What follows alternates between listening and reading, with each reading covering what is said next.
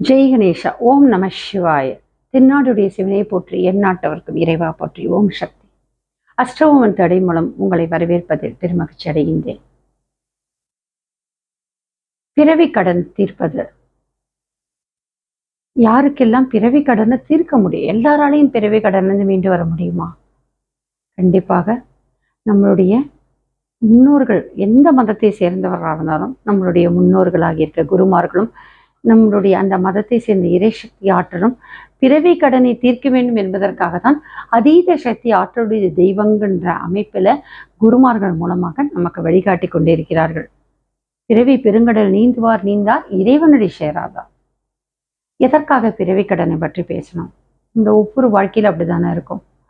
ஒவ்வொரு நாளும் நான் என்ன கர்மாவை பண்ணணும், போன ஜென்மத்தில் என்ன பாவம் பண்ணணும், இவ்வளோ கஷ்டப்படுறேன், என் பிள்ளைக பாடாப்படுத்துது, என்னோட மருமக பாடாப்படுத்துறாரு, என்னுடைய கணவன்கிட்ட இவ்வளோ கஷ்டப்படுறோமேன்ற புலம்புங்கிறது எல்லாம் இந்த பதிவு. ஏதோ ஒரு முனையில எல்லா சம்பத்தும் இருந்தும் நிம்மதின்ற சம்பத்து இல்லையே அப்படின்ற நினைவுங்க. இவங்க எல்லாம் பிறவி கடன் அமைப்பை சேர்ந்தவர்கள். ஒரு ஜாதகத்துல லக்னம் ரொம்ப முக்கியமான விஷயம். அதே போல 5ஆம் இடம் பூர்வ புண்ணியம் ரொம்ப முக்கியமான விஷயம். அதே போல ஒரு பாக்யஸ்தானம் 10ஆம் இடம். இந்த இடத்துல பிறவி கடனும் போது 10ஆம் இடம் பித்ருஸ்தானமாக பார்க்கணும்.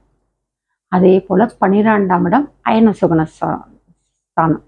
இந்த அயன சுகமும் நிம்மதி. பிறவி கடன் தீர்க்கணும்னு நினைக்கிறவங்களுக்குன்னா இந்த ஸ்தானங்கள் எல்லாம் இந்த ஒரு ஜாதகத்துல ஜனன ஜாதகத்துலனா இந்த அமைப்பு நல்லா இருக்கணும். லக்னம் 5ஆம் இடம், அதுக்கு அடுத்ததாக பார்த்தோம் அப்படின்னா பூர்வ புண்ணியஸ்தானம், அதே மாதிரி பித்ருஸ்தானம், 12ஆம் இடம்.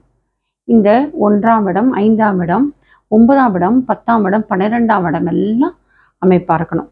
அதுக்கு அடுத்தது முக்கியமா பிறவி கடனை நம்ம தீர்க்கணும் அப்படின்னா முக்கியமான ஒரு ஸ்தானம் ரொம்ப முக்கியம். ஒரு மனுஷனாக பிறந்தவங்க யாரா இருந்தாலும் முக்கியம். ஒரு திருக்குறள் சொல்றேன், அதுல உங்களுக்கு புரியுதான்னு பாருங்க. யாகாவாராயினும் நாகாக்க காவாக்கால் சோகப்பர் சொல்லி இழுக்கப்பட்டு. நம்மளுடைய வாழ்க்கையில அந்த வார்த்தைகள் இருக்கு பார்த்தீங்கன்னா, அது ரொம்ப பெரிய விஷயம். அந்த வாக்குஸ்தானம்ன்றது என்னன்னா ஒருவருடைய ஜாதகத்துல 2ஆம் இடம். இந்த 2ஆம் இடம்ன்ற வாக்குஸ்தானம் ரொம்ப நல்லா இருந்தாதான் அந்த பிறவி கடனிலிருந்து வெளில வர முடியும். அதாவது என்ன, போன ஜென்ம பிறவி கடனாக இருந்தாலும் இந்த ஜென்மத்துல பிறவியிலிருந்து கடன்லேருந்து விடுபடணும். அப்படி பிறவி கடன் அப்படின்னா பிறவிலிருந்து விடுபடணும் அப்படின்னா இந்த வார்த்தைகள்ல ரொம்பவே முக்கியமா இருக்கணும். 2ஆம் இட வாக்குஸ்தானம். கோச்சார ரீதியாக உங்களுடைய ஜனன ஜாதகத்துல 2ஆம் இடத்துல சில பாவ கிரகங்கள் இருந்தாலும் உக்கிர கிரகங்கள் இருந்தாலும் இந்த அமைப்பு. ஆனா அங்க குரு பார்வைன்னா பார்த்தா ரொம்ப விசேஷம். அந்த வார்த்தைகள் ஆணித்தரம் ரொம்ப அதிகமா இருக்கும், ஆக்ரோஷம் இருக்கும். ஆனா அது அத்தாரிட்டேட்டிவ் ஆற்றல் மாதிரிதான் இருக்கும். ஒரு ஐபிஎஸ் பர்சன் கொடுக்கறது, ஒரு கலெக்டர் கொடுக்கறது, அந்த மாதிரி ஒரு அம்சம். ஒரு அதிகாரியா ஒரு ஆளுமையோட கொடுக்கின்ற ஒரு அதிகாரி, அதெல்லாம் அந்த அமைப்பு. 2ஆம் இடத்துல ராகு பகவானோ கேத்து பகவானோ இருந்தாலோ சனீஸ்வர பகவான் இருந்தாலும் இந்த அமைப்பு நமக்கு கெட்டாது. ரொம்ப வார்த்தைகள் ரொம்ப ஜாகிரதையா இருக்கும். அதே மாதிரி ராகு கேத்து ஒரே நேரத்தில் இருக்காது. 2ஆம் இடத்துல ராகு இருந்தாலும் அல்லது 2ஆம் இடத்துல கேத்து இருந்தாலும் சனீஸ்வர பகவான் இருந்தாலும் அந்த மாதிரி அமைப்புல அந்த 2ஆம் இடம் சூரியன் இருந்தால் அது நீச்சமா இருந்தாலும் இந்த மாதிரி செவ்வாய் 2ஆம் இடம் செவ்வாய் இருந்து செவ்வாய் அமைப்பு கெட்டு இருந்தாலும் இந்த மாதிரி அடிப்படையில பார்க்கின்ற பொழுது அங்க குரு பார்த்தான்னு சொல்லும்போது இது சுபப்படும் மட்டுப்படும். எல்லாரும் சொல்லுவாங்க கெட்டவன் கிட்டிடும் ராஜயோகம். ஆனா 2ஆம் இடத்துல செவ்வாய் இருந்து நீச்சமா இருந்தால்ன்றதெல்லாம் கிடையாது. இங்க இருந்தாலும் மைனஸ் தான், சில இடத்துல மைனஸ் தான். அப்போ நம்ம அதை தெரிஞ்சு உஷாரா இருக்கணும். இதுக்காகத்தான் நம்மளுக்கு ஜோதிடத்தை பெரியோர்கள் கற்றுக் கொடுத்துருக்காங்க. இந்த பிரபஞ்சத்துல நீ பிறக்கின்ற போதே போன ஜென்மத்தினுடைய பிறவியினுடைய அந்த கர்மாக்கள் கோள்களுடைய ஆதிபத்தியத்தோட தான் பிறப்ப. அதற்கேற்ற பலன்கள் தான் இந்த ஜென்மத்துல கோச்சாரத்தை கோள்கள் சொல்லும் போது உனக்கு கிடைக்கும். அப்போ இந்த மாதிரி தத்துவார்த்த அடிப்படையில ஆன்மீகத்தினுடைய அடிப்படையில உண்மை உழைப்பு நேர்மை நல்லொழுக்கத்தின் வழியில நீ வாழும்போது இதிலிருந்து விடுபடலாம் அப்படின்ற ஒரு தன்மை அவர்கள் முன்னோர்கள் உறுதியாக சொல்லியிருக்காங்க. அவங்க நமக்கு அறிவுறுத்தி உள்ளனர். கோள்களுடைய அமைப்பு இப்பதான் புரியறது நமக்கு.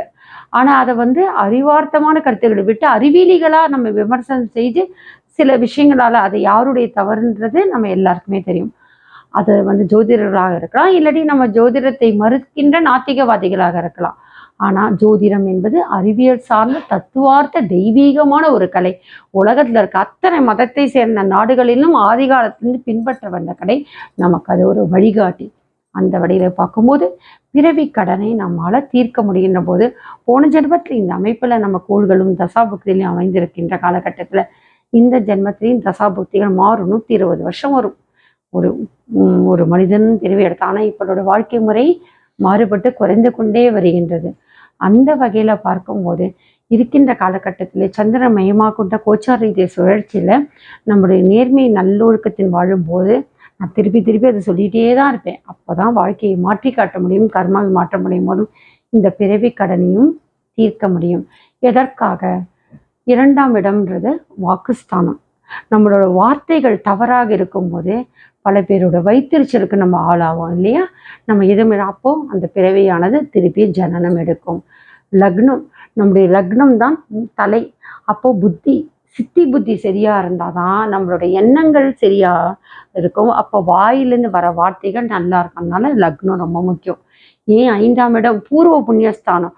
பூர்வ ஜென்மத்தில் நம்ம நிறைய புண்ணியங்கள் பண்ணியிருந்தாதான் இந்த ஜென்மத்தில் நல்லதாக பிறவி எடுத்திருப்போம். அடுத்ததாக பாக்கியஸ்தானம். ஏன்னு சொல்றான்னா, நம்ம போன ஜென்மத்தையும் நல்ல பாக்கியமான ஒரு நல்ல விஷயங்களை, நல்ல புண்ணியகரமான செயல்களை செய்யும் போது அந்த பாக்கியஸ்தானமும் நல்லா இருக்கும். அதே மாதிரி 10ஆம் இடம், இந்த இடத்துல தொழில் இல்லாமல் ஏன் பித்திருக்கள் ஸ்தானம் என்று சொல்றேன்னா, நம்ம போன ஜென்மத்தில் நம்ம பித்திருக்களாக இருந்த ஒருத்தருக்கு தாயாவோ தகப்பனாவோ இருந்துட்டு தான் நம்ம இன்னைக்கு பிறவி எடுத்திருப்போம். ஒரு மகனாவோ மகளாக தான் இருந்திருப்போம். அப்போ நாமே ஒரு வகையில் பித்திருக்கள் தான். அதனால தான் இன்னைக்கு காசு நமக்கு நாமே தர்ப்பணம் பண்ணிக்கிறேன்ற அமைப்பெல்லாம் இருக்கு. நம்ம கருமாக்கு நமக்கே பண்ணுவோம். பிள்ளை இல்லாதவங்க நமக்கு நாமே முதலே பண்ணிக்கிற பிண்டம் போடுறதெல்லாம் அதுக்காக தான். அந்த மாதிரி அமைப்பில் பார்க்கும்பொழுது அந்த நம்மளுடைய முன்னோர்கள், நம்மளுடைய தாய் தகப்பன் முப்பாட்டன், நம்மளுடைய சகோதரர்கள் சகோதரிகள், நம்ம குடும்ப ரத்த சம்பந்தம் சேர்ந்தவங்க யாருக்காவது தவறு செய்தாலும், நமக்குள்ளே தவறு செய்தாலும் அதுவும் பித்திரு தோஷத்துக்குள்ளதான் வரும். அப்படி வரும்போது தான் அந்த 10ஆம் இடம் பார்க்கணும். இந்த ஸ்தானங்களெல்லாம் பார்க்கும்போது அடுத்தது 12ஆம் இடம் அயன சயன சுகம்.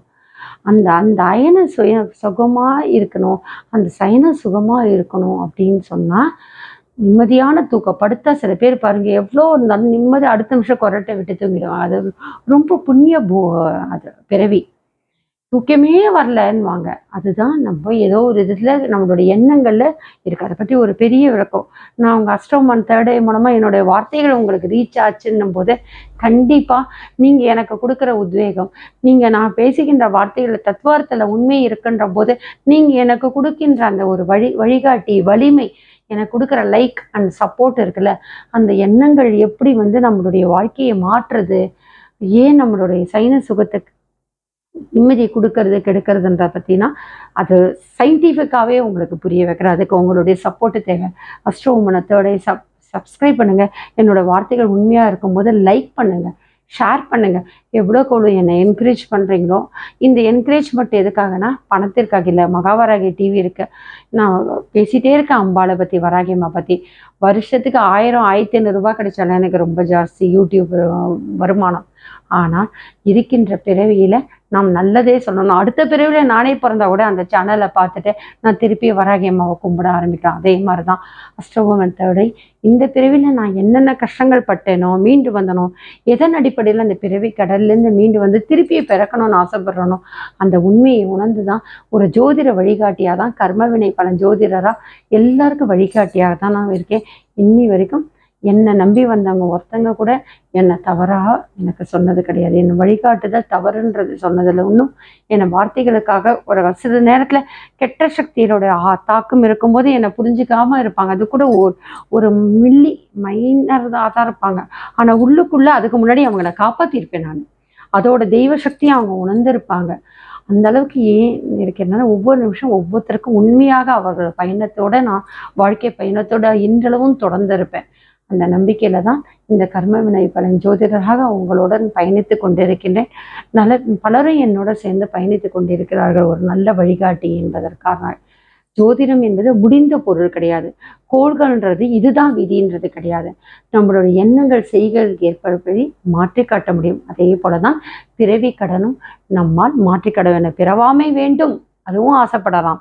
மீண்டும் பிறப்புண்டில் உன்னை மறவாமை வேண்டும் என்ற தெய்வத்தையும் நம்ம ஆசைப்படலாம். நம்ம இந்த தாய் தகவல் பிறந்திருக்கோம், அவங்கக்கிட்டே பிறக்கணும்னு ஆசைப்பட்டா கூட அதுக்கான பாக்கியம் நமக்கு கிடைக்கும். பிறவி வேணும்ன்ற ஆசைப்படுறவங்களுக்கும் பிறவி கிடைக்கும். மரித்த பிறவியும் வேண்டுவதோ இம்மாநிலத்தின்னு ஈசன் அடியிலையும் கைலாசத்திலையும் சரணடையலாம். நமோ நாராயணான்னு வாசுதேவன் காலடியிலும் சரணடையலாம். இல்லது அவர்களை நினைத்து கொண்டே மீண்டும் பிறப்பெடுத்து இந்த பூமியில அவர்கள் பெருமாள்களும் சிவபிரானும் எங்கெங்க இருக்காங்களோ அங்க திருப்பியும் நம்ம போகிற பாக்கியமும் நமக்கு கிடைக்கலாம். இதற்கு வேணும் அப்படின்னா அந்த கடன் இல்லாத வாழ்க்கை, பிறவி கடனில் தீய வலிமை இல்லாம நல்லபடியான ஒரு வாழ்க்கை மோட்சம் வேணும். அப்படி இல்லைன்னா மீண்டும் பிறப்புறதே நல்ல வேணும். நம்மளுடைய அடுத்தடுத்த பிறவியை மட்டுமல்ல, நமக்கு பிறக்கின்ற அந்த வம்சத்தை சேர்ந்தவர்கள் நல்ல பிறவினா 10ஆம் இட பித்திருஸ்தானத்தை பார்க்குறோம்ல, அதே மாதிரி நம்ம பிறக்கிறவங்க நம்ம 10ஆம் இடமா நம்ம மாறும் பொழுது அப்போ நம்மளுடைய வம்சமும் நல்லா இருக்கணும் அப்படின்னு நினைக்கிறவங்களுக்கு எல்லாம் இந்த ஒரு பதவி